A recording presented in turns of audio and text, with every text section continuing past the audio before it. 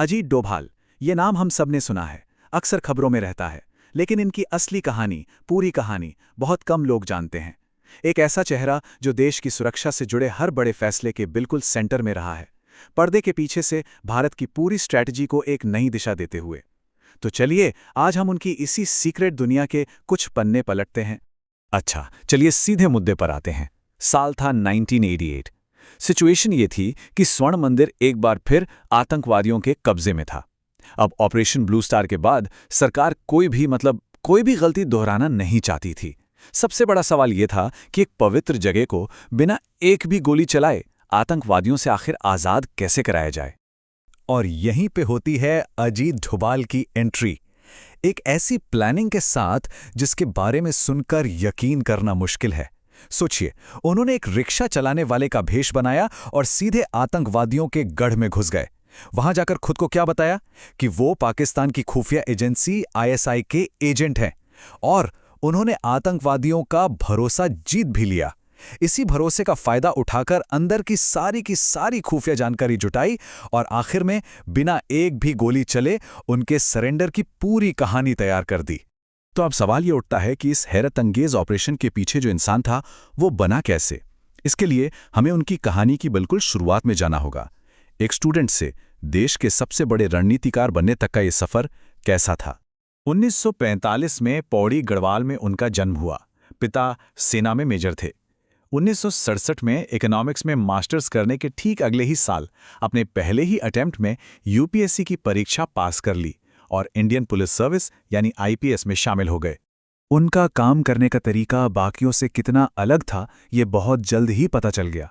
बात है 1971 के केरल दंगों की, जब बड़े बड़े अफसर उस इलाके में जाने से डर रहे थे।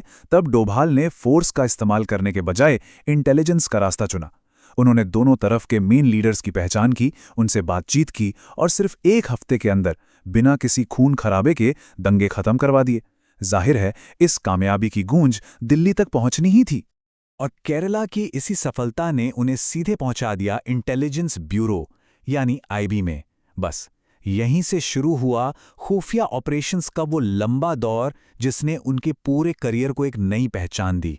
मिजोरम से लेकर सिक्किम और यहां तक कि पाकिस्तान में भी। उस वक्त मिजोरम की हालत बहुत खराब थी। लालडेंगा की लीडरशिप में एक बहुत बड़ा अलगाववादी आंदोलन चल रहा था, जिसे 7 बेहद ताकतवर हथियारबंद कमांडरों का साथ मिला हुआ था। लोकल लोग भी विद्रोहियों के साथ थे और सेना की हर कोशिश नाकाम हो रही थी, उल्टा पड़ रही थी। ऐसे में डोभाल को वहां भेजा गया और उन्होंने क्या किया, एक जासूस बनकर वो उन कमांडरों के बीच में ही रहने लगे। धीरे धीरे उनका भरोसा जीता, उनके साथ उठना बैठना शुरू किया और एक एक करके 6 कमांडरों को भारत के पक्ष में ले आए। एक कहानी तो ये भी है कि एक बार उन्होंने उन सभी को अपने घर पर डिनर पे बुलाया था और उनकी पत्नी को ये पता तक नहीं था कि वो जिनके लिए खाना बना रही हैं वो असल में आतंकवादी हैं। इसके बाद आया सिक्किम का मिशन।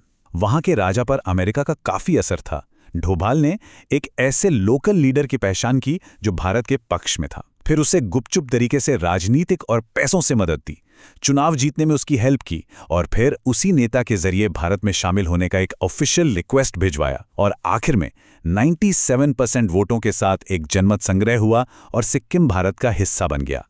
इन कमाल की कामयाबियों के लिए अजीत डोभाल को प्रेसिडेंट्स पुलिस मेडल से सम्मानित किया गया। अब देखिए, ये मेडल आमतौर पर 14 साल की सर्विस के बाद मिलता है, लेकिन डोभाल का काम इतना असरदार था कि उनके लिए नियमों को बदला गया और उन्हें सिर्फ 7 साल में ही यह सम्मान दे दिया गया। ये अपने आप में एक रिकॉर्ड था।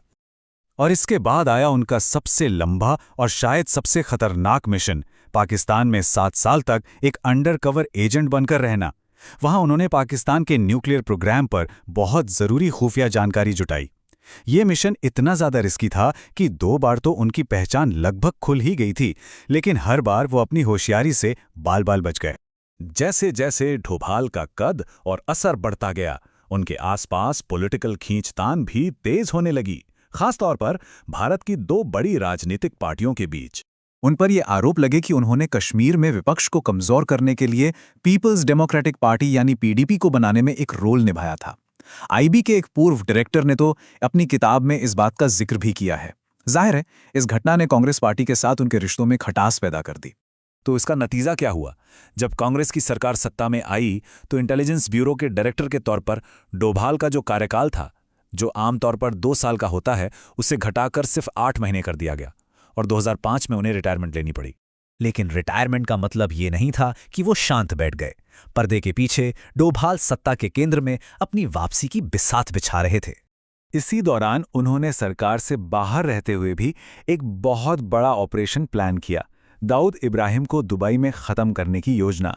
इसके लिए छोटा राजन के शूटर्स को भी तैयार किया गया था, लेकिन कहा जाता है कि मुंबई पुलिस के बीच में आने की वजह से ये ऑपरेशन आखिरी मौके पर कैंसिल हो गया। अब जरा इस स्लाइड को देखिए, ये उनकी वापसी का पूरा रोड मैप दिखाती है। 2008 में उन्होंने गुजरात में नरेंद्र मोदी के लिए एक सिक्योरिटी यूनिवर्सिटी की नींव रखी।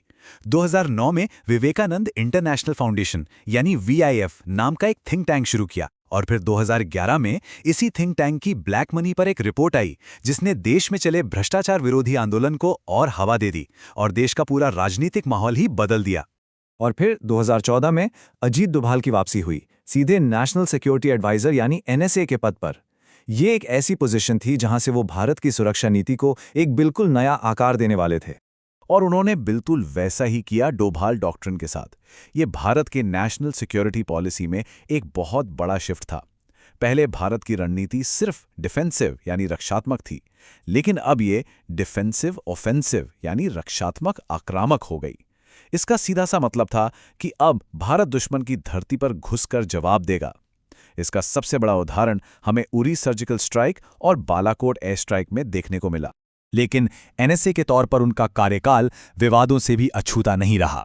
उन पर और उनके परिवार पर हितों के टकराव के कई गंभीर आरोप लगे, जैसे कि उनके एक बेटे की इन्वेस्टमेंट कंपनी में एक पाकिस्तानी को फाउंडर का होना, उनके थिंक टैंक को विदेशी डिफेंस कंपनियों से पैसा मिलना और नोटबंदी के फौरन बाद दूसरे बेटे का एक टैक्स हेवन देश में एक हेज फंड शुरू करना। इन आरोपों में से एक सबसे सीरियस मामला तो कोर्ट तक पहुंच गया, एक क्रिमिनल डिफेमेशन केस, और इसका नतीजा काफी हैरान करने वाला था। कांग्रेस नेता जयराम रमेश को अपने सारे आरोप वापस लेने पड़े और डोभाल के बेटे विवेक डोभाल से अदालत में लिखित में माफी मांगनी पड़ी, जो कि इंडियन पॉलिटिक्स में एक बहुत बड़ी बात मानी जाती है। तो आखिर हैं क्या वो? एक देशभक्त या सत्ता के माहिर खिलाड़ी? भारत के चाणक्य कहे जाने वाले अजीत डोभाल देश के सबसे असरदार और साथ ही सबसे ज्यादा विवादों में रहने वाले चेहरों में से एक हैं। उनकी कहानी, उनकी विरासत काफी कॉम्प्लेक्स है, जो हमें ये सोचने पर मजबूर करती है कि देश की सुरक्षा के नाम पर एक इंसान की भूमिका की हदें आखिर क्या हो सकती हैं।